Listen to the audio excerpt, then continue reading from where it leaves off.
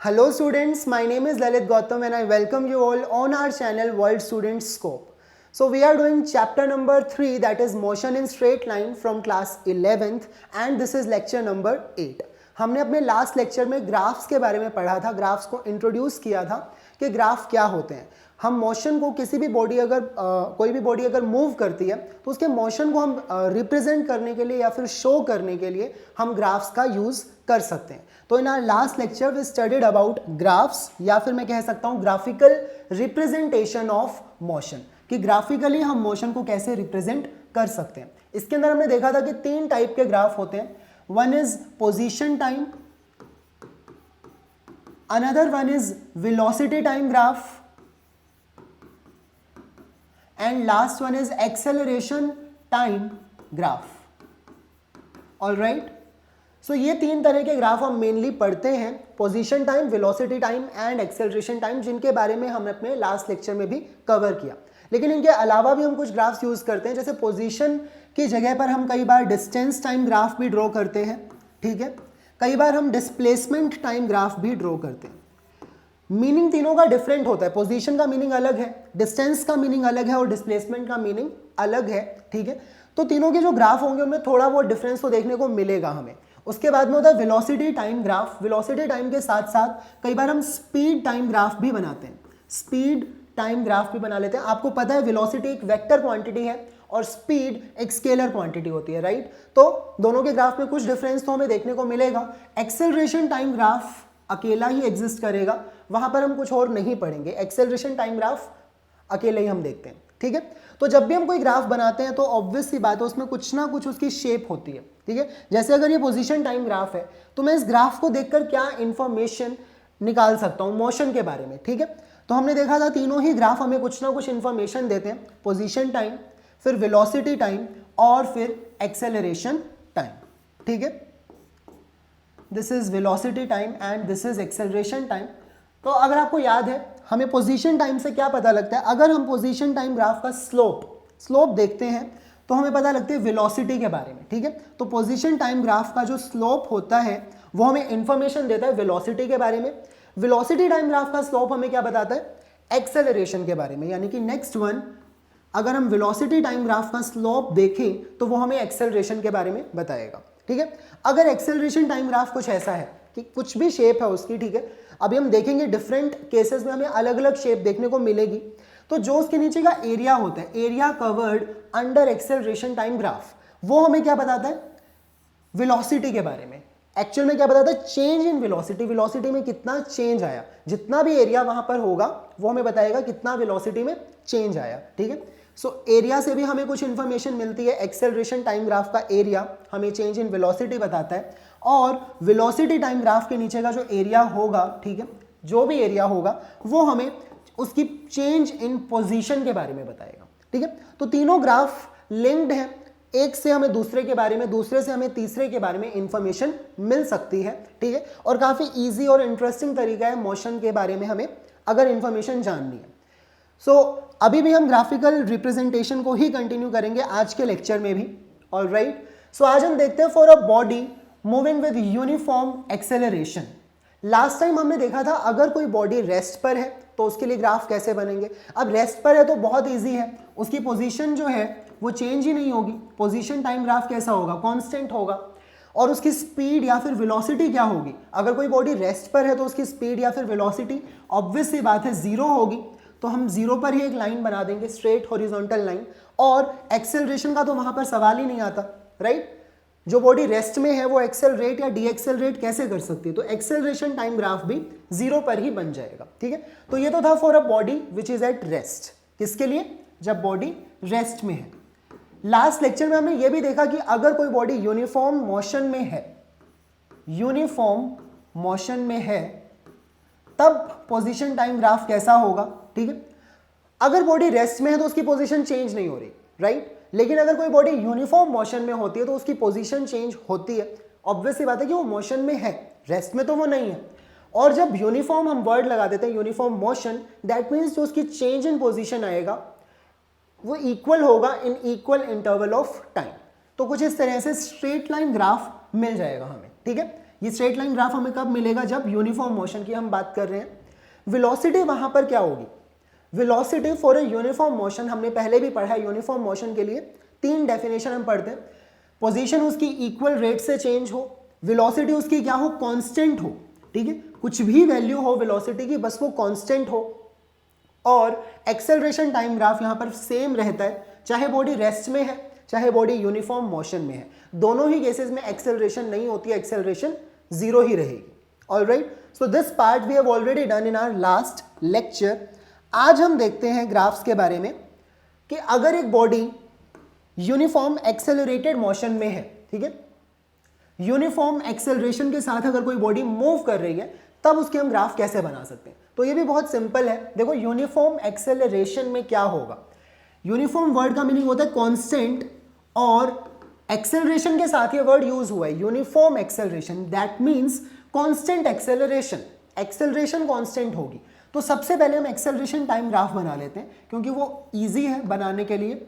Acceleration time graph, नाम पढ़ते ही पता है एक्सेलरेशन कांस्टेंट है। अब कुछ वैल्यू होगी, जैसे जब बॉडी फ्री फॉल करती है तो उसकी एक्सेलरेशन कांस्टेंट होती है, कितनी होती है, 9.8 मीटर पर second square, right, acceleration due to gravity.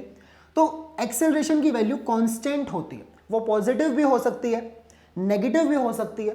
Positive acceleration का मीनिंग वेलोसिटी बढ़ रही है, नेगेटिव एक्सेलरेशन का मीनिंग वेलोसिटी डिक्रीज कर रही है, लेकिन जरूरी नहीं है हर बार ऐसा ही हो, ठीक है। जनरली हम यही समझते हैं, positive acceleration means velocity increase कर रही है, negative acceleration means velocity decrease कर रही है, बट हमेशा ऐसा नहीं होगा क्योंकि हमने पहले भी बात की है, जब हम बॉल को ऊपर की तरफ उछालते हैं, ठीक है, बॉल ऊपर जा रही है, एक्सेलरेशन नीचे लग रही है, तो उस टाइम पर एक्सेलरेशन नेगेटिव है और वेलोसिटी एक्चुअल में डिक्रीज करती है।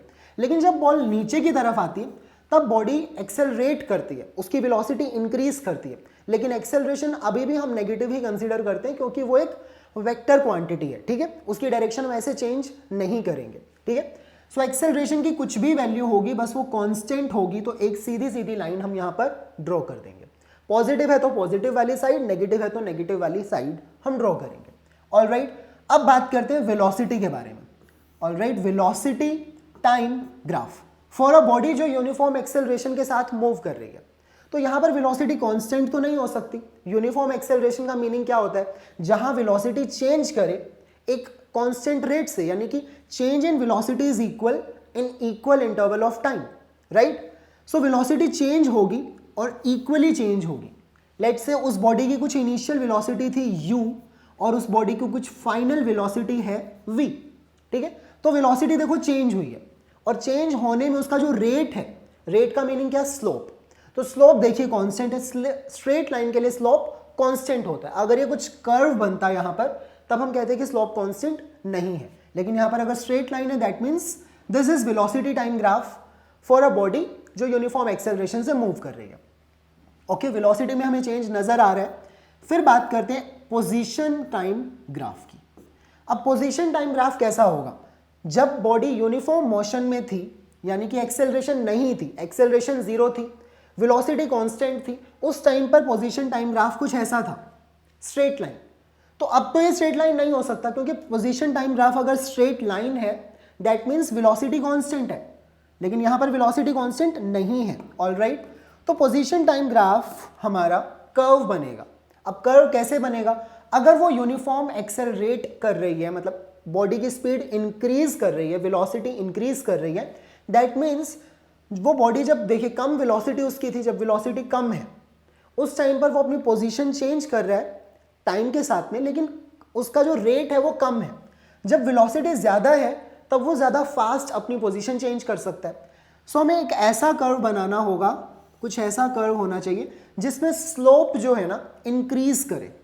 स्लोप क्या करे, यहां पर इंक्रीज करे, क्योंकि पोजीशन टाइम ग्राफ का स्लोप हमें वेलोसिटी की इंफॉर्मेशन देता है। और अगर मैं ये कह सकता हूं यहां पर स्लोप इंक्रीज कर रहा है तो वेलोसिटी भी यहां पर इंक्रीज कर रही है, ठीक है। अगर वेलोसिटी डिक्रीज कर रही होती तो मुझे एक ऐसा कर्व बनाना पड़ता जहां स्लोप डिक्रीज करे, ठीक है। उसकी भी बात कर लेते हैं, हम यहां पर। नाउ लेट्स से अगर एक्सेलरेशन की बजाय रिटार्डेशन हो रही है, ओके, रिटार्डेशन का मीनिंग वेलोसिटी डिक्रीज हो रही है, ठीक है। तो वहां पर सबसे पहली चीज तो एक्सेलरेशन देखिए विद टाइम एक्सेलरेशन नेगेटिव होगी, ये नेगेटिव एक्सेलरेशन है, ठीक है, रिटार्डेशन हो रही है, ओके। अब वेलोसिटी क्या करेगी, वेलोसिटी ना डिक्रीज करेगी, पहले ज्यादा होगी टाइम पर, जैसे जीरो टाइम में वेलोसिटी ज्यादा है, और जैसे जैसे टाइम इंक्रीज कर रहा है वेलोसिटी डिक्रीज कर रही है, एक टाइम पर वेलोसिटी जीरो भी हो जाएगी, यानी कि बॉडी रेस्ट में आ जाएगी, ठीक है। So this is it's initial velocity जो कि ज्यादा है, और ये फाइनल वेलोसिटी होगी जो कि कम हो जाएगी, ठीक है, ऑलमोस्ट जीरो ही हो जाएगी, जब मैंने टच कर दिया दैट मीन्स जीरो हो जाएगी। सो this is velocity time graph for retardation, जब बॉडी रिटार्ड करती है यानी कि उसकी वेलोसिटी डिक्रीज करती है, ओके। तो अब यहां पर आप देख सकते हैं स्लोप कैसा है, नेगेटिव स्लोप है, और मैं ये कह सकता हूं वेलोसिटी जो है वो डिक्रीज कर रही है, और वेलोसिटी का मीनिंग होता है पोजीशन टाइम ग्राफ का स्लोप, है ना। तो अगर वेलोसिटी डिक्रीज करे तो पोजीशन टाइम ग्राफ में स्लोप क्या करना चाहिए, डिक्रीज करना चाहिए। तो यहां पर अगर मैं पोजीशन टाइम ग्राफ बनाता हूं एक्स टी ग्राफ, ठीक है, तो कर्व तो बनेगा लेकिन ऐसा कर्व नहीं बनेगा, यहां पर तो स्लोप इंक्रीज कर रहा था, तो कर्व कैसा बनेगा, कुछ ऐसा बनेगा। अगर आप इस कर्व को ध्यान से देखें हर एक पॉइंट पर, तो यहां पर स्लोप क्या कर रहा है, डिक्रीज कर रहा है। स्लोप डिक्रीज कर रहा है मींस वेलोसिटी डिक्रीज कर रही है, वेलोसिटी अगर डिक्रीज कर रही है दैट मींस नेगेटिव एक्सेलरेशन होनी चाहिए। तो एक ग्राफ से दूसरे और दूसरे ग्राफ से तीसरे की हमें इंफॉर्मेशन मिल सकती है, ठीक है। So this is for uniform acceleration. चलिए अब इसी को हम कंटिन्यू करते हैं, यूनिफॉर्म एक्सेलरेशन को ही। अब हम क्या करेंगे, डिराइव करेंगे इक्वेशंस। इक्वेशंस तो डिराइव कर चुके हैं, पहले भी हम कर चुके हैं, राइट। हमने डिफरेंशिएशन और इंटीग्रेशन को यूज करके किया और एक डायरेक्ट मेथड से भी किया। आज हम इक्वेशंस दोबारा से डिराइव करेंगे। हमारी तीनों जो इक्वेशन है, 3 इक्वेशंस ऑफ मोशन, राइट, वो हम कैसे डिराइव करेंगे, ग्राफ के थ्रू डिराइव करेंगे, यानी कि ग्राफिकल मेथड को हम यूज करेंगे, ठीक है। तो इससे पहले बस मैं एक चीज जो बता देता हूं दोबारा से, पोजीशन टाइम ग्राफ का जो स्लोप है वो हमें क्या बताता है, स्लोप यानी कि स्लोप मुझे बताता है वेलोसिटी के बारे में, ठीक है। और वेलोसिटी टाइम ग्राफ, अगर ये वेलोसिटी टाइम ग्राफ है तो वेलोसिटी टाइम ग्राफ का जो स्लोप होगा वो मुझे इंफॉर्मेशन देता है एक्सेलरेशन की। ये जो ग्राफ में बना रहा हूं ये ऐसे ही बना रहा हूं रैंडमली, ठीक है। तो इसका जो स्लोप है वो मुझे इंफॉर्मेशन देता है एक्सेलरेशन के बारे में, और इसके नीचे का जो एरिया होता है, ठीक है, हमने कल बात की थी, एरिया भी हमें इंफॉर्मेशन देता है। तो एरिया हमें क्या बताता है, चेंज इन पोजीशन, पोजीशन में कितना चेंज आया ये हमें पता लगेगा एरिया अंडर द ग्राफ से। वेलोसिटी टाइम ग्राफ की ही हम बात करते हैं, क्योंकि यहां पर हम देखेंगे सिर्फ एक ग्राफ हम बनाएंगे वेलोसिटी टाइम ग्राफ, ठीक है, और उसी ग्राफ से हम तीनों इक्वेशंस, इनफैक्ट हम तीनों इक्वेशंस क्या कर लेंगे, डिराइव कर लेंगे, ठीक है। तो वेलोसिटी टाइम ग्राफ के लिए आपको क्लियर है, स्लोप मुझे बताता है एक्सेलरेशन और एरिया मुझे बताता है चेंज इन पोजीशन। चलिए अब स्टार्ट करते हैं।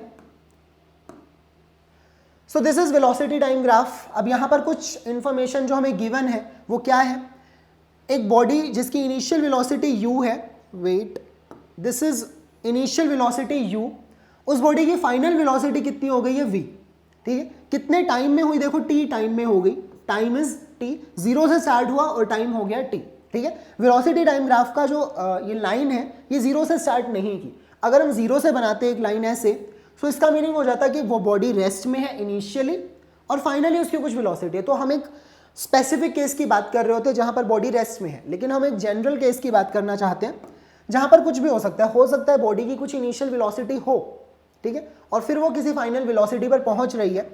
अब फाइनल वेलोसिटी तक जाने के ऐसे तो कई सारे रास्ते हैं, लेकिन हम किसकी बात कर रहे हैं, यूनिफॉर्म मोशन की, यानी कि वेलोसिटी चेंज तो होगी लेकिन एक कांस्टेंट रेट से चेंज होगी। तो आप देख सकते हैं वेलोसिटी चेंज हो रही है टाइम के साथ, लेकिन कांस्टेंट रेट से चेंज हो रही है, ठीक है। सो एक्सेलरेशन क्या है, एक्सेलरेशन इज कांस्टेंट, एक्सेलरेशन यहां पर कांस्टेंट है। अब हमें पता है वेलोसिटी टाइम ग्राफ का जो स्लोप होता है वो हमें एक्सेलरेशन बताता है, ठीक है। Slope gives me acceleration, alright. So acceleration को मैं क्या लिख सकता हूं, अब हम स्लोप कैसे कैलकुलेट करते हैं। स्लोप के लिए मुझे चाहिए एक ट्राइंगल, जैसे कि मैंने ये ट्राइंगल बना लिया, ठीक है। So this is triangle, this is point O A B C, so this is point D, okay, this point is D, A B C and this is D। So slope के लिए हम देखेंगे triangle A B D को, ठीक है। इस triangle को हम देखेंगे, स्लोप का मीनिंग क्या होता है, कोई भी लाइन कितनी तिरछी है यानी कि कितना एंगल वो हॉरिजॉन्टल एक्सिस के साथ बना रही है, उस एंगल का भी हम क्या लेते हैं, टेंजेंट, यानी कि tan थीटा हमें लेना होता है, ठीक है। So slope is equal to tangent of theta, clear है। अब इस ट्राइंगल में अगर मैं टेंजेंट थीटा निकालना चाहता हूं तो वो क्या होगा, परपेंडिकुलर अपॉन बेस, है ना। So what is perpendicular, perpendicular है ए से लेकर बी, यानी कि लेंथ हो जाएगी A B upon base, perpendicular upon base होता है ना, तो बेस क्या है, ए डी, ये वाला जो बेस है। So this is A D, alright.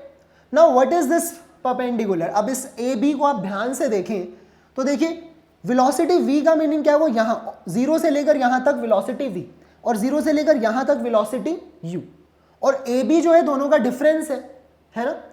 सो इस कंप्लीट वेलोसिटी में से अगर मैं इनिशियल वेलोसिटी सब्ट्रैक्ट कर दूं तो क्या बचेगा, यही इतनी लेंथ बच जाएगी जो कि ए बी के इक्वल है, राइट। सो मैं क्या लिख सकता हूं, v माइनस यू, ठीक है। हम ग्राफ के थ्रू पढ़ रहे हैं, ग्राफ का स्लोप निकालने की कोशिश कर रहे हैं, तो स्लोप तो यही होगा A B upon A D, और ये जो लेंथ ए बी है वो किसके इक्विवेलेंट है, final velocity minus initial velocity. So मैंने लिखा वहां पर v माइनस यू, और बेस, जो बेस है वो क्या है, ये टोटल टाइम t जिसमें ये चेंज हुआ है ना, टाइम।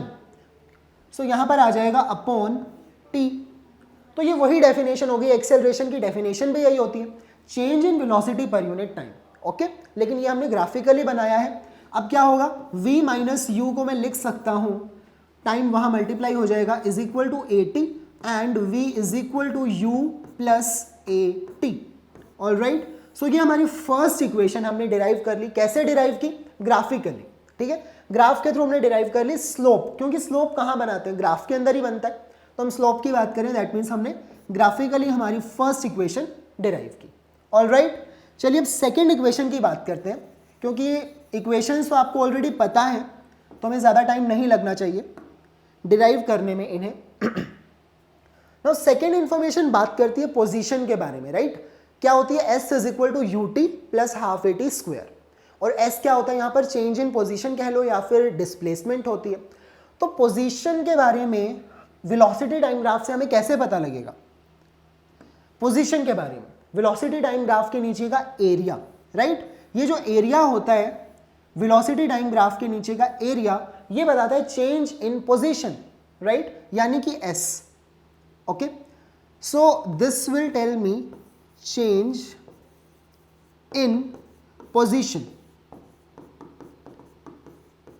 ठीक है। और इस चेंज इन पोजीशन को मैं किससे रिप्रेजेंट करूंगा, s, क्योंकि जितना भी चेंज होगा पोजीशन में वो डिस्प्लेसमेंट ही बन जाएगी अल्टीमेटली हमारी s, ठीक है। तो ये एक्चुअल में किसके इक्वल है, एरिया के इक्वल है, ठीक है। अब ये एरिया जो है, टोटल एरिया, इसको मैं एक साथ तो ऐसे कैलकुलेट नहीं कर पाऊंगा, है ना, कर सकते हैं हम, वैसे तो ट्रेपीजियम है तो हम कर सकते हैं, लेकिन हम क्या करेंगे, इसको दो पार्ट्स में डिवाइड कर देंगे। Now this one part is actually rectangle, rectangle का एरिया निकालना बहुत ईजी है, और ये जो दूसरा पार्ट है ये क्या है, ट्राइंगल, ओके। सो मैं इसे क्या लिख सकता हूँ, इस एरिया को, टोटल एरिया को मैं क्या लिखूंगा, area of O, this point is, इस पॉइंट को क्या कंसीडर किया मैं, this is A, this is B, C, D, तो ये पॉइंट हो जाना चाहिए ई, ऑलराइट। इस पॉइंट को हम नाम दे देते हैं E. So this is origin O. तो एरिया ऑफ रेक्टेंगल यानी कि एरिया ऑफ जो भी हमारा ये रेक्टेंगल है, रेक्टेंगल मतलब ओ ई ए डी, यानी कि ओ ई ए डी प्लस, प्लस क्या करेंगे, एरिया ऑफ ट्राइंगल, यानी कि एरिया ऑफ ट्राइंगल। अब ट्राइंगल क्या है, देखिए ट्राइंगल है ए बी डी, सिर्फ इस ट्राइंगल की हम बात करें, triangle A B and D. तो हमने टोटल एरिया को दो पार्ट्स में डिवाइड कर लिया, एक हो गया रेक्टेंगल का एरिया, दूसरा हो गया ट्राइंगल का एरिया, ठीक है। तो अब देखिए रेक्टेंगल का एरिया आपको पता है क्या होता है, लेंथ इंटू ब्रेड्थ। अब यहां पर लेंथ क्या है, लेंथ तो यही है ओ से लेकर पॉइंट ई तक, और ब्रेड्थ क्या है, आप इसको भी कह सकते हो ए ई, या फिर आप इसको भी कह सकते हो ओ डी, एक ही बात है। सो आई विल राइट ओ ई, यानी कि लेंथ को मुझे मल्टीप्लाई करना है ब्रेड्थ के साथ, और ब्रेड्थ यहां पर है ओ डी, प्लस ये तो हो गया रेक्टेंगल का एरिया, ठीक है। इसके अंदर हमें ऐड करना है ट्राइंगल का एरिया। ट्राइंगल का एरिया क्या होता है, half into base into height, right. तो ये तो हो गया हाफ। अब बेस क्या है, बेस ये AD है, राइट। और AD का मतलब सेम OE, दोनों की बात एक ही है। लेंथ में तो दोनों इक्वल ही है, ठीक है। हाइट, अब हाइट का मीनिंग है AB, ये हाइट, और ये हाइट किसके इक्वल है, इसके इक्वल ही है। सो यहां पर मैं लिख देता हूं AB। ऑलराइट, अब हमें कुछ भी नहीं करना है। देखिए OE को अगर आप ध्यान से देखें तो वो टाइम वाली एक्सिस के ऊपर क्या दिखा रहा है, मुझे टाइम बता रहा है, यानी कि टाइम T को मुझे मल्टीप्लाई करना पड़ेगा किसके साथ में, OD। और 0 से लेकर D तक, मतलब OD क्या है, ये इनिशियल वेलोसिटी U। इस पॉइंट पर हमें इनिशियल वेलोसिटी मार्क की है, यानी कि ये U हो गया। सो U को मल्टीप्लाई करना है टाइम T के साथ, प्लस यहाँ पर आ गया हाफ। अब OE जो है वो दोबारा से टाइम है, एंड जो AB है, यानी कि AB हमने लास्ट फर्स्ट इक्वेशन में भी बात की थी, ये AB किसके इक्वल है, V माइनस U। तो यही चीज हम यहां पर भी यूज कर लेते हैं, V माइनस U। क्लियर है, और ये ब्रैकेट्स में हम इसे लिख देंगे। अब फर्स्ट इक्वेशन से देखिए V माइनस U किसके इक्वल था, AT के इक्वल है, राइट। सो ये सब्सटीट्यूशन अगर हम यहां पर कर दें, V माइनस U को किसके इक्वल रख देंगे, acceleration A multiplied by time T, तो हमारी सेकेंड इक्वेशन जो है वो डिराइव हो जाएगी। देखिए दिस इज डिस्टेंस S, ये क्या हो गया UT plus half AT square. बस इसको रीअरेंज करके लिखने की जरूरत है और हमारी इक्वेशन डिराइव हो चुकी है, ठीक है। सो इक्वेशन क्या बन गई है, this is displacement S is equal to UT plus half AT square, ठीक है। तो ये हमारी सेकेंड इक्वेशन ऑफ मोशन जो हमें बताती है डिस्प्लेसमेंट, टाइम और हमारी इनिशियल वेलोसिटी, ये सब रिलेट होते हैं। एक्सेलरेशन तो हर एक इक्वेशन में हमें मिल जाती है, ठीक है। तो हमने सेकेंड इक्वेशन को भी क्या कर लिया, डिराइव कर लिया ग्राफिकली। ओके, चलिए अब नेक्स्ट पार्ट पर मूव करते हैं, थर्ड इक्वेशन को भी डिराइव कर लेते हैं। थर्ड इक्वेशन के लिए हम क्या यूज करते हैं, ग्राफिकली अब हम क्या करेंगे, सेम मेथड को यूज करेंगे, हमें एरिया ही कैलकुलेट करना है। थर्ड इक्वेशन क्या होती है, अगर हम लिख लें पहले, V square minus U square is equal to 2AS। ये इक्वेशन मुझे डिराइव करनी है, ठीक है।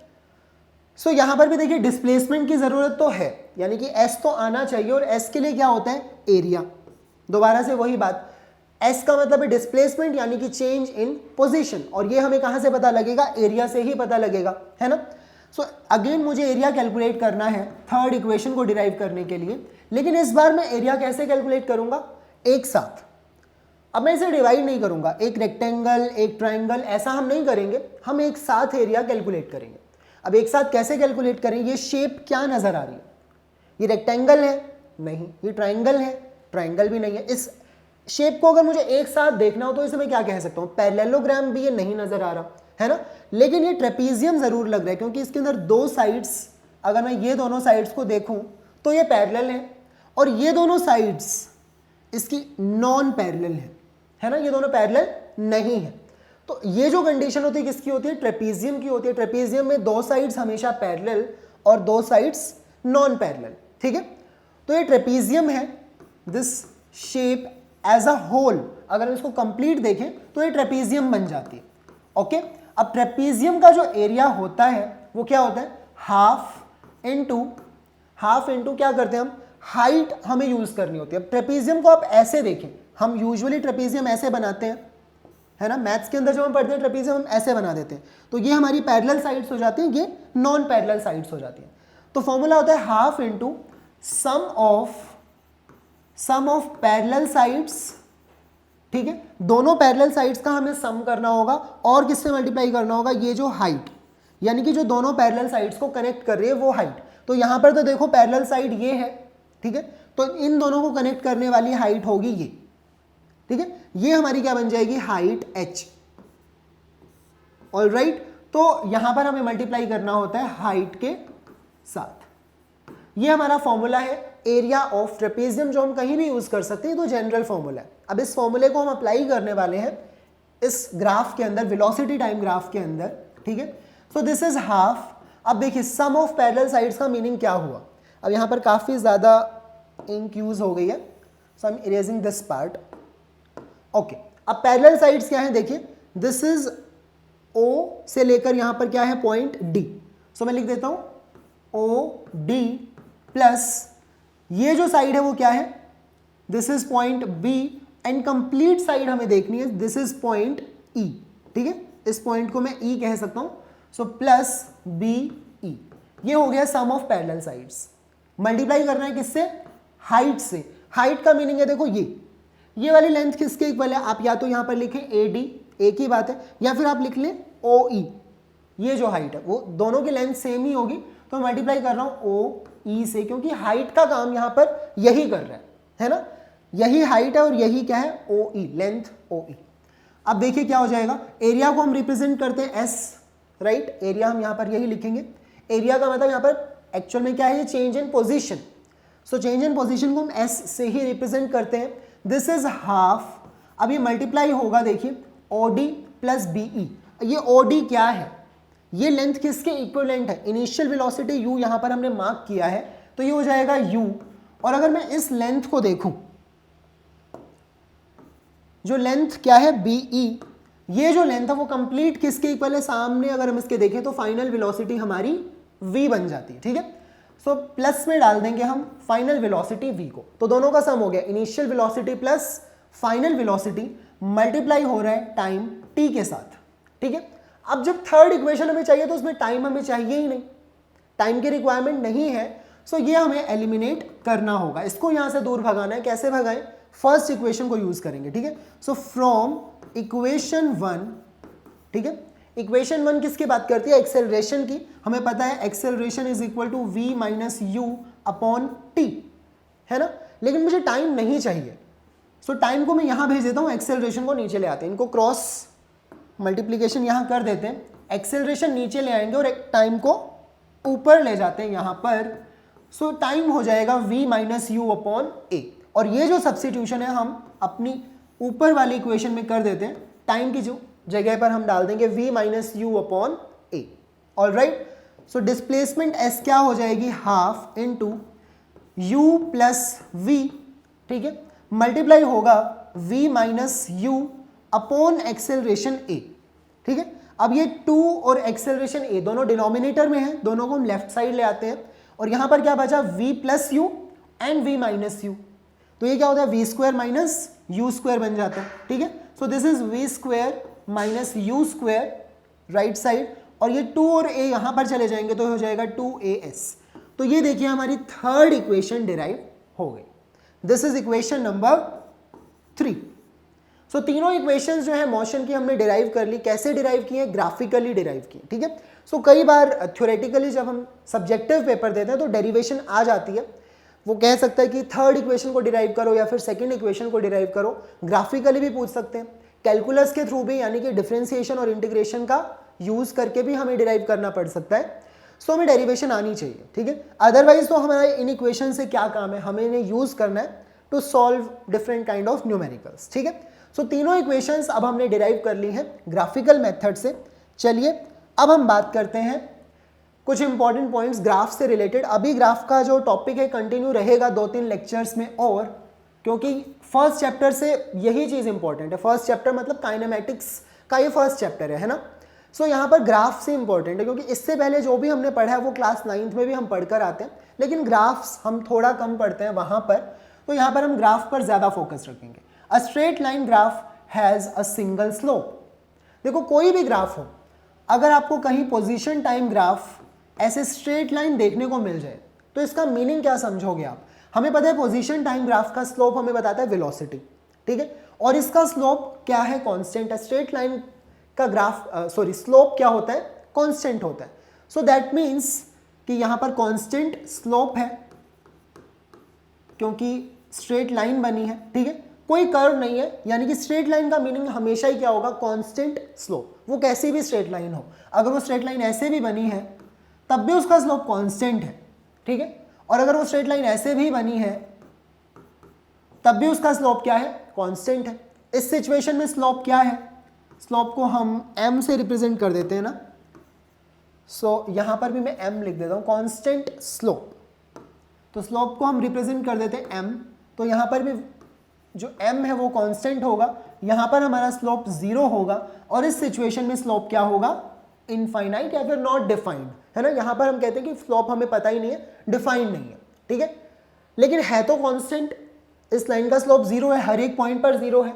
इस लाइन का स्लोप इन्फिनिटी है तो हर एक पॉइंट पर ही इन्फिनिटी है, यानी कि स्ट्रेट लाइन देखो कैसी भी बनी हो उसका स्लोप कांस्टेंट होता है। A straight line has a single slope. Single slope का मीनिंग एक ही वैल्यू होगी उसकी स्लोप की, बहुत सारी वैल्यूज नहीं होंगी। और जब एक ही वैल्यू होती है दैट मीन्स उसकी वेलोसिटी जो है कांस्टेंट है। क्या मीनिंग है इसका, वेलोसिटी वहां पर कांस्टेंट है। लेकिन जरूरी नहीं है कि पोजीशन टाइम ग्राफ ही स्ट्रेट लाइन हो, कई बार हमें वेलोसिटी टाइम ग्राफ भी स्ट्रेट लाइन देखने को मिलेगा। तो ये तो पोजीशन टाइम ग्राफ के लिए है कि अगर उसका स्लोप कांस्टेंट है तो दैट इसका मीनिंग होगा कि वेलोसिटी जो है वो भी हमारी कांस्टेंट है। लेकिन अगर वेलोसिटी टाइम ग्राफ खुद ही स्ट्रेट लाइन है ऐसे कुछ, तो इसका मीनिंग क्या होगा, यहां पर भी एक ही मीनिंग है, वेलोसिटी टाइम ग्राफ का जो स्लोप है वो एक ही वैल्यू है यानी कि कांस्टेंट है, और वेलोसिटी टाइम ग्राफ का स्लोप कांस्टेंट है, that means constant slope means acceleration जो है इज कांस्टेंट, ठीक है। यहां पर अगर कांस्टेंट स्लोप है इसका मीनिंग हुआ एक्सेलरेशन जो है वो कांस्टेंट होगी। और अगर एक्सेलरेशन टाइम ग्राफ भी का स्लोप भी कांस्टेंट है, ऐसे अगर एक्सेलरेशन टाइम ग्राफ अगर मैं बना दूं स्ट्रेट लाइन, ठीक है, तो उससे क्या इंफॉर्मेशन मिलेगी कि एक्सेलरेशन जो है वो एक कांस्टेंट रेट से चेंज हो रही है। अब आपकी एक्सेलरेशन कांस्टेंट नहीं है सो ये यूनिफॉर्मली एक्सेलरेटेड मोशन नहीं रहेगा। कैसा, नॉन यूनिफॉर्मली एक्सेलरेटेड मोशन हो जाएगा क्योंकि यहां पर एक्सेलरेशन कांस्टेंट नहीं है। ऑलराइट, चलिए, तो ये था स्ट्रेट लाइन। कोई भी ग्राफ अगर हमें स्ट्रेट लाइन दिखेगा तो हम ये इस तरह से इंफॉर्मेशन निकाल सकते हैं। लेकिन अगर ग्राफ कर्व्ड है, ठीक है, अब कर्व दो तरह से हमने देखे, एक होता है इंक्रीजिंग स्लोप वाला और एक होता है डिक्रीजिंग स्लोप वाला, ठीक है। तो इंक्रीजिंग स्लोप वाला कर्व कैसा होगा, position time graph increasing slope होता है कुछ ऐसा, ठीक है। अगर मैं वेलोसिटी टाइम ग्राफ के लिए बनाऊं, इंक्रीजिंग स्लोप होगा कुछ इस तरह से, ठीक है। ये शेप जो है यहां पर क्या है, स्लोप इंक्रीज करता है। आप देख सकते हैं, देखिए किसी भी पॉइंट को मार्क कर लिया, वहां पर टेंजेंट ड्रॉ करी और एंगल देख लिया, हॉरिजॉन्टल एक्सिस के साथ में एंगल देखा, ठीक है, एंगल कम है। थोड़ा आगे गए, फिर एंगल देखा, एंगल थोड़ा इंक्रीज कर गया, और आगे गए, एंगल और ज्यादा इंक्रीज कर गया। तो जैसे जैसे एंगल इंक्रीज कर रहा है दैट मीन्स स्लोप भी इंक्रीज कर रहा है। तो ये जो शेप होती है ये होती है इंक्रीजिंग स्लोप की, ठीक है। तो पोजीशन टाइम ग्राफ का स्लोप हमें वेलोसिटी बताता है, दैट मीन्स वेलोसिटी इंक्रीज करेगी। वेलोसिटी टाइम ग्राफ का जो स्लोप होता है वो हमें एक्सेलरेशन बताता है, दैट मीन्स ये ग्राफ मुझे क्या इंफॉर्मेशन दे रहा है कि एक्सेलरेशन इंक्रीज कर रही है, यानी कि कुछ ऐसा ग्राफ होगा एक्सेलरेशन का। एक्सेलरेशन कांस्टेंट नहीं है, अगर कांस्टेंट होती तो वेलोसिटी टाइम ग्राफ कुछ ऐसा होता, है ना। तो ये जो कर्व बनता है ये होता है इंक्रीजिंग स्लोप, और अगर हम डिक्रीजिंग कर्व की बात करें जहां पर स्लोप डिक्रीज कर रहा हो तो वो होगा कुछ इस तरह से, ठीक है। सो ये है पोजीशन टाइम ग्राफ ऐसी बॉडी के लिए जो धीरे धीरे रेस्ट में आ रही है या फिर रिटार्डेशन उसके साथ में हो रहा है, ठीक है। उसका जो स्लोप है आप देखेंगे यहाँ पर डिक्रीज कर रहा है, ठीक है। इस पॉइंट पर अगर मैं स्लोप बनाऊं तो एंगल ज्यादा है, ठीक है। इस पॉइंट पर अगर मैं स्लोप बनाऊं तो एंगल थोड़ा कम है, यहां बनाऊंगा तो एंगल और भी ज्यादा कम है। तो एंगल जैसे जैसे डिक्रीज कर रहा है, थीटा के साथ हमें क्या मिलता है, टेंजेंट थीटा मिलता है, और टेंजेंट थीटा क्या होता है, स्लोप हमारा होता ही है, राइट। सो यहां पर स्लोप क्या कर रहा है, डिक्रीज कर रहा है। पोजीशन टाइम ग्राफ है, अगर इसका स्लोप डिक्रीज करता है दैट मीन्स वेलोसिटी डिक्रीज कर रही है, और अगर वेलोसिटी टाइम ग्राफ का स्लोप डिक्रीज करता है दैट मीन्स एक्सेलरेशन डिक्रीज करे, क्योंकि वेलोसिटी टाइम ग्राफ का जो स्लोप है वो हमें क्या बताता है, एक्सेलरेशन के बारे में इंफॉर्मेशन हमें देता है, ठीक है। तो ये हो गया कुछ ग्राफ्स के बारे में इंपॉर्टेंट पॉइंट, अगर ग्राफ स्ट्रेट लाइन है या फिर ग्राफ कर्व है। ज्यादातर ग्राफ देखिए हमारे ऐसे ही हो जाएंगे क्योंकि हम इस तरह की एक्सेलरेशन की बात करते ही नहीं है, ठीक है, जहां पर एक्सेलरेशन इंक्रीज करे या फिर डिक्रीज करे। हम यूनिफॉर्म मोशन को ही डिस्कस करेंगे ज्यादातर, तो वहां पर एक्सेलरेशन क्या होती है, एक्सेलरेशन टाइम ग्राफ में वो कांस्टेंट रहती है, ठीक है। सो वेलोसिटी में भी कर्व कम ही हमें देखने को मिलेगा, वेलोसिटी में कर्व यानी कि एक्सेलरेशन चेंज कर रही है, ठीक है। तो ये भी हमें बहुत कम देखने को मिलता है। बाकी अब हम देखते हैं कुछ डिफरेंट टाइप के ग्राफ हम डिस्कस करेंगे, बट उससे पहले हम बात कर लेते हैं, हमने पहले भी कहा था लेक्चर की शुरुआत में, या तो हम पोजीशन टाइम ग्राफ बनाते हैं या फिर हम डिस्टेंस टाइम ग्राफ बनाते हैं, या फिर हम डिस्प्लेसमेंट टाइम ग्राफ बनाते हैं।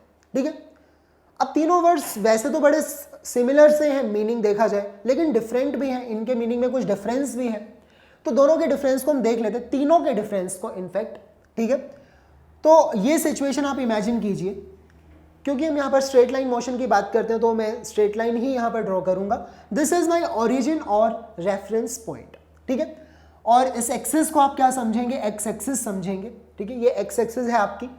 अब एक बॉडी है जो इनिशियली किसी एक पॉइंट पर है, जिसको मैंने कह दिया एक्स नॉट, वो उसकी क्या है, इनिशियल पोजीशन है जब आपका टाइम 0 है। ठीक है, जब उसका टाइम 0 है। अब वो बॉडी मूव करना स्टार्ट करती है और वो कुछ यहां पहुंच गई कितनी देर बाद में, जब टाइम हो गया t। ठीक है, कुछ भी मान लो 10 सेकेंड 20 सेकेंड, कुछ टाइम के बाद में, t सेकेंड्स के बाद में वो बॉडी यहां पहुंच गई। उसकी पोजीशन क्या होगी, अब इस पॉइंट को मैं लिखूंगा x, या फिर आप ऐसे भी लिख सकते हैं x इनिशियल और x फाइनल। लेकिन चलिए x नॉट और x रहने देते हैं। x का मतलब है फाइनल पोजीशन, x नॉट का मीनिंग है इनिशियल पोजीशन।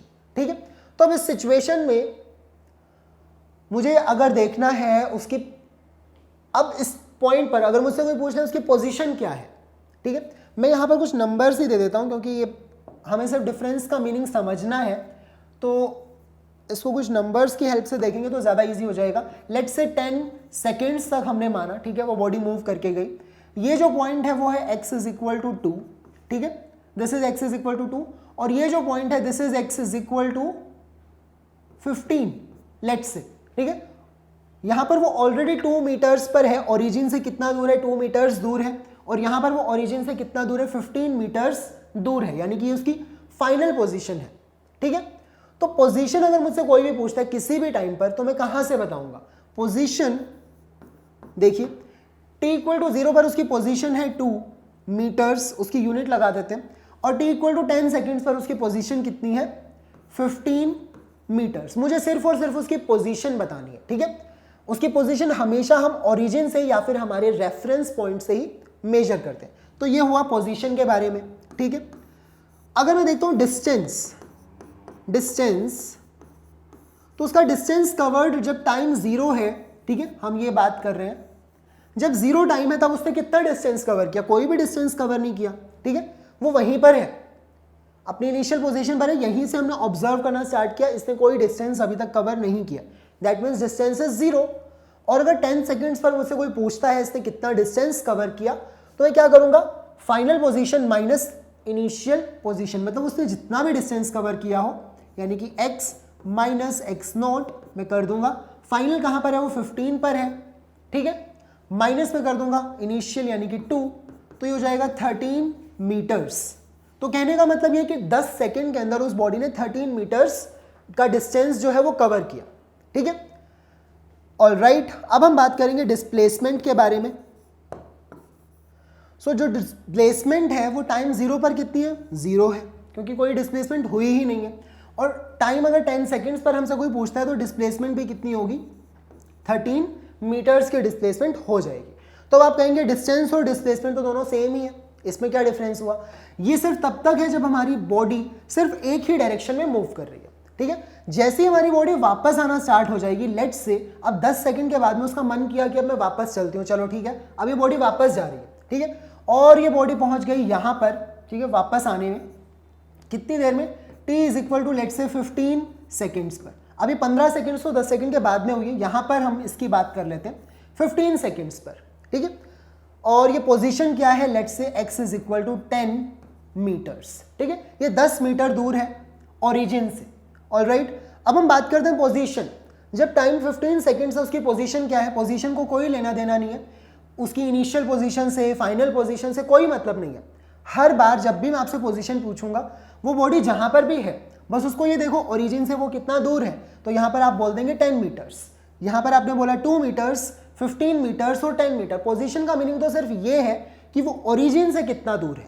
ठीक है, अब डिस्टेंस की बात कर लेते हैं। डिस्टेंस देखिए 13 मीटर्स तो वो जाने में कवर कर चुकी है बॉडी, अभी बॉडी ने कितना कवर किया, देखिए 5 मीटर्स और वो वापस आई है, तो 13 + 5 यानी कि 18 मीटर्स हो गया उसका डिस्टेंस, क्योंकि डिस्टेंस हमेशा ही ऐड होता है ना। डिस्टेंस तो हमेशा ऐड होता है। सो 18 मीटर हो गया हमारा डिस्टेंस। लेकिन अगर डिस्प्लेसमेंट अगर मुझसे कोई पूछेगा तो डिस्प्लेसमेंट होती है इनिशियल पोजीशन और फाइनल पोजीशन के बीच में। अब अगर आप देखते हैं इनिशियल पोजीशन थी देखो 2 मीटर्स, फाइनल पोजीशन यहां जाने के बाद में वापस आने के बाद में उसकी पोजीशन है 10 मीटर्स। तो आपको करना है 10 - 2 यानी कि 8 मीटर्स। ठीक है, तो ये डिफरेंस है। अब देखो आपका डिस्टेंस और डिस्प्लेसमेंट बदल गए। डिस्टेंस है 18 मीटर लेकिन डिस्प्लेसमेंट क्या हो गई 8 मीटर्स। तो सीधी सी बात है, देखो तीनों का मीनिंग अलग ही होता है। पोजीशन का मीनिंग हमेशा पोजीशन को लेना देना सिर्फ और सिर्फ ओरिजिन से होगा। डिस्टेंस का मीनिंग होगा कि आपने अपनी इनिशियल पोजीशन से कितना डिस्टेंस कवर किया, जो भी पाथ लेंथ आप कवर कर रहे हो सबको ऐड करते चलो। और डिस्प्लेसमेंट का मीनिंग होगा सिर्फ इनिशियल पोजीशन और फाइनल पोजीशन में आपका डिफरेंस। ठीक है, तो इसीलिए अगर हम तीनों का ग्राफ ड्रॉ करेंगे ना तो ग्राफ भी डिफरेंट ही बनने वाला है। ठीक है, अगर हम पोजीशन टाइम ग्राफ बनाते हैं तो वो अलग होगा, डिस्टेंस टाइम ग्राफ बनाते हैं तो वो अलग होगा। देखिए वैल्यूज जो है वो हमें अलग मिल रही है और डिस्प्लेसमेंट टाइम ग्राफ का मीनिंग डिफरेंट होगा। ठीक है, तो अभी तक जो हम ग्राफ ड्रॉ करते आ रहे थे जिससे हमने डेरिवेशन भी की है, डेरिवेशन तो हमने वेलोसिटी टाइम ग्राफ से की है वैसे, लेकिन हमने जो भी ग्राफ समझे, हमने 3 ही तरह के ग्राफ पढ़े, पोजीशन टाइम, वेलोसिटी टाइम और एक्सेलरेशन टाइम। ठीक है, लेकिन हम डिस्टेंस टाइम भी बना सकते हैं, डिस्प्लेसमेंट टाइम भी बना सकते हैं। ऑलराइट, तो अब हम इन्हीं की बात करते हैं, कुछ graphs, different types of distance time graph की हम बात कर लेते हैं। ठीक है, क्योंकि पोजीशन टाइम हम ऑलरेडी डिस्कस कर चुके हैं तो हम डिस्टेंस और डिस्प्लेसमेंट की बात करेंगे। अब देखिए डिस्टेंस के बारे में जो हम जानते हैं, हम ये जानते हैं कि डिस्टेंस हमेशा ही ऐड होता है। ठीक है, डिस्टेंस कभी डिक्रीज नहीं करता। आपकी बॉडी रेस्ट में है तो ठीक है वो जीरो ही रहेगा, जीरो रहेगा।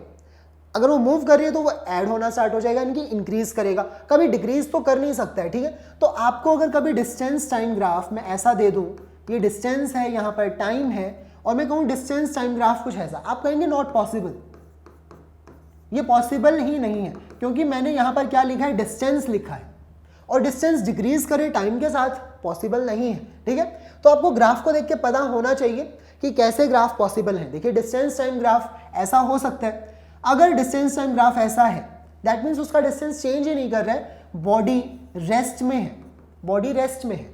यहां पर देखिए डिस्टेंस चेंज कर रहा है टाइम के साथ में। ठीक है, और डिस्टेंस के चेंज होने का रेट टाइम के साथ में अगर हम देखते हैं तो वो सेम है। तो यहां से मैं क्या कह सकता हूं, वेलोसिटी कांस्टेंट है? नो, वेलोसिटी की इंफॉर्मेशन डिस्टेंस से नहीं मिलती, डिस्टेंस से हमें इंफॉर्मेशन मिलती है स्पीड के बारे में, राइट। तो हम स्पीड कह सकते हैं, यहां पर स्पीड क्या होगी आपकी, कांस्टेंट होगी। ओके, क्योंकि आपका इक्वल डिस्टेंस कवर कर रही है body in equal interval of time, तो स्पीड कांस्टेंट है। वेलोसिटी कांस्टेंट है कि नहीं है पता नहीं।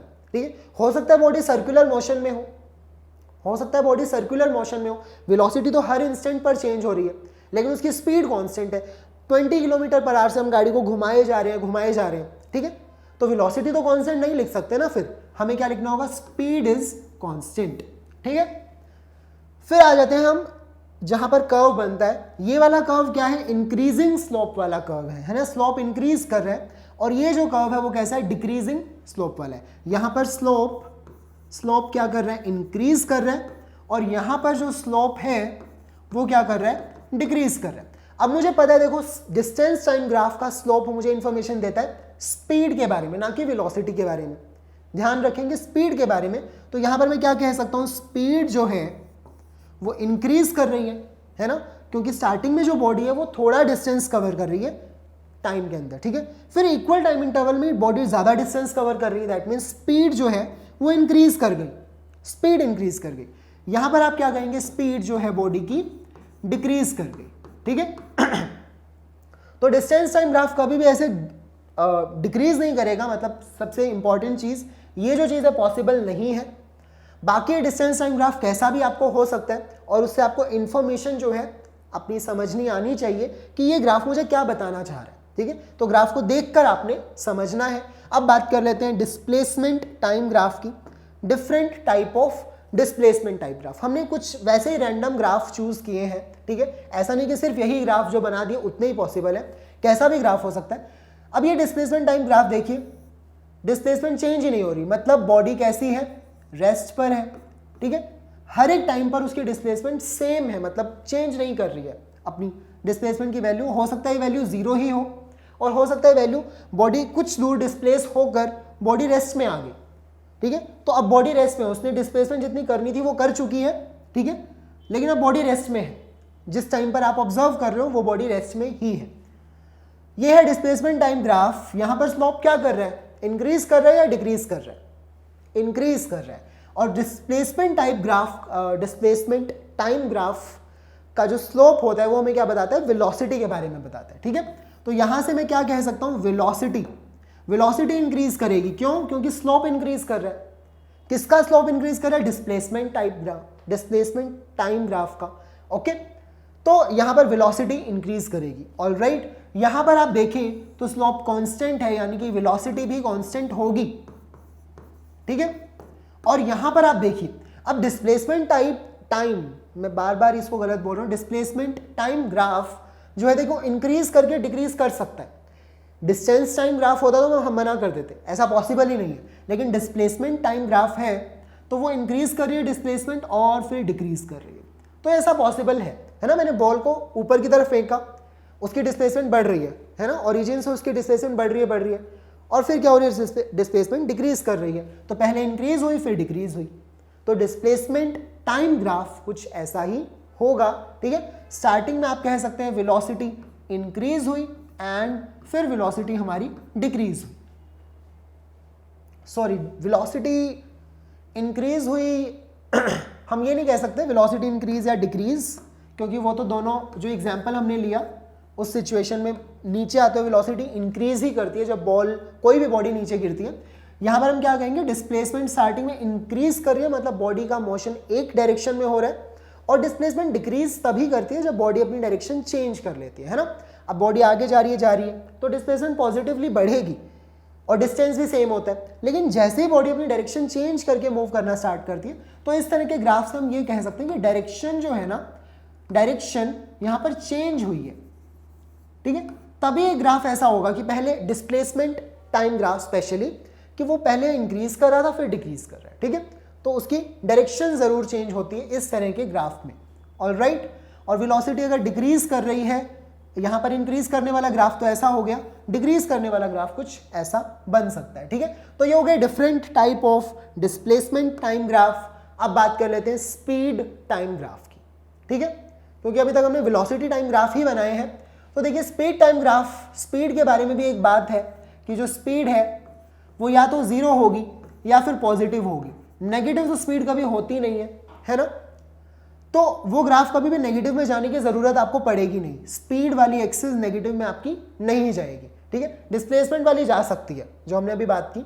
यहां पर देखिए स्पीड क्या कर रही है, डिक्रीज कर रही है टाइम के साथ और फिर स्पीड इंक्रीज कर रही है। तो ऐसा ग्राफ पॉसिबल है, ठीक है। पहले डिक्रीज कर गई फिर बाद में इंक्रीज कर गई, ठीक है। कांस्टेंट रेट से स्पीड जो चेंज हो रही है वो कांस्टेंट रेट से चेंज हो रही है, ठीक है। और देखिए स्पीड के चेंज होने का रेट अगर कांस्टेंट है तो मैं कह सकता हूं कि मतलब कांस्टेंटली देखिए स्पीड डिक्रीज कर रही है आपकी, ठीक है। तो एक्सेलरेशन का जो मैग्नीट्यूड है, क्योंकि एक्सेलरेशन अपने आप में एक वेक्टर क्वांटिटी है, तो हम डायरेक्शन की बात तो नहीं कर सकते, लेकिन एक्सेलरेशन का जो मैग्नीट्यूड है, इसका मतलब क्या हो गया, मैग्नीट्यूड वो कांस्टेंट है इतने पार्ट के लिए, ठीक है। वो बॉडी की स्पीड क्या कर रहा है, डिक्रीज कर रहा है, ऑलराइट। तो वो, और यहां पर आप देखें वो क्या कर रहा है, स्पीड इंक्रीज कर रहा है, यानी कि एक्सेलरेट कर रहा है बॉडी को, ठीक है। तो यहां एक्सेलरेशन का मैग्नीट्यूड पॉजिटिव होना चाहिए, यहां कुछ नेगेटिव होना चाहिए, मतलब यहां पर रिटार्डेशन हो रही है और यहां एक्सेलरेशन हो रही है, इतना मुझे समझ में आएगा। फिर यहां देखिए स्पीड टाइम ग्राफ कुछ ऐसा है, पहले स्पीड जो है कांस्टेंट रेट से इंक्रीज कर रही है, फिर वो डिक्रीज करना स्टार्ट हुई, फिर वो दोबारा से इंक्रीज होना स्टार्ट हुई, तो ठीक है। स्पीड टाइम ग्राफ में ऐसा हो सकता है ना, स्पीड इंक्रीज कर गई फिर डिक्रीज कर गई, डिस्टेंस कभी डिक्रीज नहीं करता, ठीक है। ध्यान रखेंगे डिस्टेंस कभी डिक्रीज नहीं करता। यहां पर क्या हो रहा है, पहले बॉडी की स्पीड बढ़ रही है यानी कि एक्सेलरेट कर रहा है, ठीक है। फिर बॉडी की स्पीड डिक्रीज कर रही है यानी कि डी एक्सेलरेट कर रहा है या फिर रिटार्ड कर रहा है, ठीक है। यहां पर स्पीड टाइम ग्राफ कुछ कैसा है, देखिए ये रिटार्डेशन हो गया, ठीक है। फिर कांस्टेंट स्पीड, इसका मीनिंग स्पीड 0 नहीं है, स्पीड कांस्टेंट है, ठीक है। और यहां पर फिर स्पीड दोबारा से इंक्रीज हुई है इस पार्ट में, ठीक है। तो जो भी ग्राफ होगा आप उसको देख के कुछ ना कुछ इंफॉर्मेशन जरूर निकाल सकते हैं, ठीक है। ये स्पीड टाइम ग्राफ है। स्पीड टाइम ग्राफ के नीचे का जो एरिया होता है, वो हमें क्या बताएगा, ठीक है। मान लो ये हम स्पीड टाइम ग्राफ ले रहे हैं, ये एरिया मुझे क्या बताएगा, डिस्प्लेसमेंट के बारे में बताएगा? नहीं, ये डिस्प्लेसमेंट नहीं बताएगा। तो ये बताएगा डिस्टेंस कवर्ड, क्योंकि देखो स्पीड से हमें डिस्टेंस मिलेगा, डिस्प्लेसमेंट नहीं मिलेगा। तो ये इंफॉर्मेशन देगा हमें distance covered by the body, ठीक है, distance covered by the body. कोई भी ग्राफ हो, अगर वो स्पीड टाइम ग्राफ है, उसके नीचे का जो एरिया होगा वो आपको डिस्टेंस के बारे में इंफॉर्मेशन देगा। और अगर वेलोसिटी टाइम ग्राफ हुआ, जैसे कि ये सारे ग्राफ कैसे हैं, वेलोसिटी टाइम ग्राफ है, ठीक है। तो इनके नीचे का जो एरिया होगा वो हमें इंफॉर्मेशन देगा डिस्प्लेसमेंट के बारे में। क्लियर है ना आपको? वेलोसिटी, डिस्प्लेसमेंट ये सब हम पढ़ते आ रहे हैं, इतने टाइम हो गया है ना। तो नाउ वेलोसिटी इज कांस्टेंट, इस ग्राफ में वेलोसिटी कांस्टेंट है, तो मैं कह सकता हूं वेलोसिटी कांस्टेंट है, मीनिंग एक्सेलरेशन जीरो है। वेलोसिटी कांस्टेंट कब होगी? जब एक्सेलरेशन जीरो होगी। यहां वेलोसिटी इंक्रीज कर रही है, ठीक है। सो बट इंक्रीज कर रही है कांस्टेंट रेट के साथ, यानी कि एक्सेलरेशन कांस्टेंट है, कुछ तो है लेकिन कांस्टेंट है, ठीक है। और बॉडी क्या कर रही है, एक तरह से हम कह सकते हैं एक्सेलरेट कर रही है, ठीक है। उसकी वेलोसिटी इंक्रीज करती हुई नजर आ रही है, यहां वेलोसिटी डिक्रीज करती हुई नजर आ रही है, यानी कि एक्सेलरेशन यहां भी है, कांस्टेंट है, लेकिन बॉडी क्या कर रही है, रिटार्ड कर रही है, ठीक है। डी एक्सेलरेशन यहां पर हो रहा है, ठीक है। एरिया जो है वो क्या बताएगा, चेंज इन पोजीशन या फिर आपकी डिस्प्लेसमेंट, ठीक है। यहां पर भी हमें क्या बताएगा, डिस्प्लेसमेंट। अब यहां पर देखिए ये वेलोसिटी टाइम ग्राफ कब बनता है, वेलोसिटी देखो कुछ बहुत ज्यादा है, ठीक है, यानी कि यहां पर कुछ वेलोसिटी है जीरो टाइम पर, यानी कि मैंने किसी बॉडी को फेंका किसी वेलोसिटी के साथ में, ऊपर की तरफ फेंका, ठीक है। लेकिन जैसे जैसे बॉडी ऊपर जा रही है वेलोसिटी क्या करती है, डिक्रीज करती है। सही बात है, वेलोसिटी डिक्रीज कर रही है और जीरो हो गई। इस पॉइंट पर वेलोसिटी क्या हो गई, जीरो हो गई, ठीक है। अपने हाईएस्ट पॉइंट पर बॉडी पहुंच गई। उसके बाद क्या होगा, अब वेलोसिटी ऑपोजिट डायरेक्शन में होगी। अब बॉडी अगर डाउनवर्ड आना स्टार्ट करती है तो वेलोसिटी नेगेटिव हो जाएगी। ऊपर की वेलोसिटी को अगर मैंने पॉजिटिव माना तो नीचे की वेलोसिटी तो नेगेटिव होगी, लेकिन नेगेटिव में भी क्या करेगी, इंक्रीज करेगी। नीचे आते आते तो बॉडी इंक्रीज करेगी ना अपनी वेलोसिटी को, तो नेगेटिव डायरेक्शन में वेलोसिटी आपकी क्या कर रही है, बढ़ रही है, ठीक है। तो ये स्पेशली ग्राफ किस चीज का है, जब हम किसी बॉल को ऊपर की तरफ फेंक देते हैं, ठीक है। सो कांस्टेंट डी एक्सेलरेशन, अब पूरा टाइम यहां पर एक्सेलरेशन की डायरेक्शन चेंज नहीं हुई है, ठीक है। एक्सेलरेशन डाउनवर्ड डायरेक्शन में ही लग रही है, ठीक है, नीचे की डायरेक्शन में ही लग रही है थ्रू आउट द मोशन। तो मैं कह सकता हूं देखिए स्लोप तो पूरा ही नेगेटिव है ना पूरे ग्राफ के लिए, through out the graph slope is negative. Velocity time graph का स्लोप मीनिंग एक्सेलरेशन, ठीक है, acceleration is negative. But negative acceleration का मीनिंग जरूर नहीं है कि वो बॉडी हमेशा रिटायर्ड ही करेगी। देखो यहां तक वो बॉडी एक्चुअल में उसकी वेलोसिटी कम हुई है, आगे उसकी वेलोसिटी बढ़ ही रही है वैसे तो, मतलब इनकी स्पीड अगर हम देखें, ठीक है। तो ऐसा हो सकता है कि एक्सेलरेशन आपकी नेगेटिव है बट बॉडी की स्पीड जो है वो इंक्रीज कर रही है, ठीक है। So constant deacceleration to rest, ठीक है, रेस्ट में बॉडी पहुंच गई। Then constant acceleration in the opposite direction, इस चीज को हम क्या कहेंगे, एक्चुअल में तो वेलोसिटी इंक्रीज कर रही है ना, अगर उसका मैग्नीट्यूड देखा जाए तो मैं कह सकता हूं कांस्टेंट एक्सेलरेशन, लेकिन साथ में ही जैसे मैंने एक्सेलरेशन वर्ड यूज किया सो बता दिया कि इन द ऑपोजिट डायरेक्शन, ठीक है। एक्सेलरेट तो बॉडी करेगी लेकिन ऊपर की डायरेक्शन में नहीं, नीचे की डायरेक्शन में, यानी कि ऑपोजिट डायरेक्शन में बॉडी एक्सेलरेट करना स्टार्ट कर देगी, ठीक है। एक्सेलरेशन की वैल्यू जो है वो तो हम पर डिपेंड करती है, हम किस डायरेक्शन को पॉजिटिव और किस डायरेक्शन को नेगेटिव मानेंगे, ठीक है। So this was velocity time graph and last we will discuss acceleration time graph, ठीक है। हम कर चुके हैं ऑलरेडी डिस्कस। यहां पर एक्सेलरेशन क्या है, देखो कांस्टेंट है, ओके। तो ये कैसा हो गया, यूनिफॉर्मली एक्सेलरेटेड मोशन हो गया, यूनिफॉर्मली एक्सेलरेटेड मोशन, ठीक है, जो हम सबसे ज्यादा डिस्कस करते हैं। तो आपका एक्सेलरेशन टाइम ग्राफ ऐसा ही बनेगा। लेकिन अगर मोशन यूनिफॉर्मली इंक्रीजिंग एक्सेलरेशन का है, यहां पर देखो एक्सेलरेशन आपकी इंक्रीज कर रही है, लेकिन इंक्रीज कर रही है कांस्टेंट रेट के साथ, तो हम कहेंगे एक्सेलरेशन यूनिफॉर्मली इंक्रीज करे, यूनिफॉर्मली इंक्रीजिंग एक्सेलरेशन। और ये क्या है, कांस्टेंट एक्सेलरेशन या फिर यूनिफॉर्मली एक्सेलरेटेड मोशन, ठीक है। यहां पर एक्सेलरेशन यूनिफॉर्म है, यहाँ पर एक्सेलरेशन के इंक्रीज होना यूनिफॉर्म है, दोनों चीज़ों में डिफरेंस है। और यहाँ पर एक्सेलरेशन इंक्रीज कर रही है, लेकिन क्या यूनिफॉर्मली इंक्रीज कर रही है? नहीं, स्टार्टिंग में एक्सेलरेशन बहुत थोड़ा इंक्रीज कर रही है, बाद में बहुत ज़्यादा इंक्रीज कर रही है। सो हम कहेंगे नॉन यूनिफॉर्मली एक्सेलरेटेड बॉडी, है ना। हो तो रही है एक्सेलरेशन ही, लेकिन वो नॉन यूनिफॉर्म एक्सेलरेशन है। ऑलराइट, एक्सेलरेशन आपकी इंक्रीज कर रही है, लेकिन वो नॉन यूनिफॉर्मली इंक्रीज कर रही है। चलिए, so this that's all about I guess these graphs. लेकिन अभी ग्राफ्स का जो टॉपिक है वो कंप्लीट नहीं हुआ है, क्वेश्चंस भी हमें प्रैक्टिस करने हैं।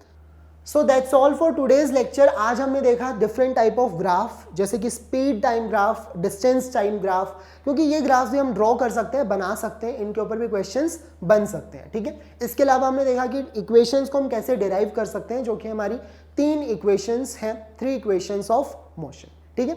सो ये पार्ट आप देखें, कवर करें अपना, और ग्राफ का टॉपिक कंटिन्यू रहेगा in our next lecture. Keep watching our lectures and thank you.